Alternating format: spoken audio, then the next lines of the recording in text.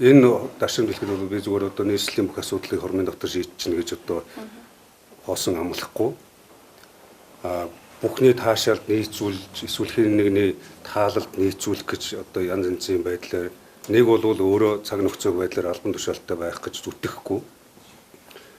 Бүх зүйл дээр үр дүнтэй ажиллах тал дээр бол одоо бүх хүчээ дайчилж ажиллана.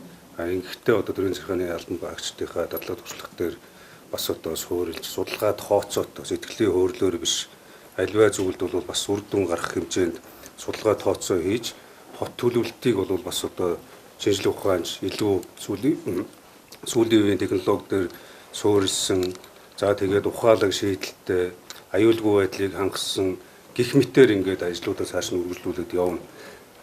Бидний бас анхаарч ажиллах хэрэгтэй өдөр тутам одоо анхаарал тавьж ажиллах хэрэгтэй юм бол иргэд орсон суугчдын аюулгүй байдлыг хангах.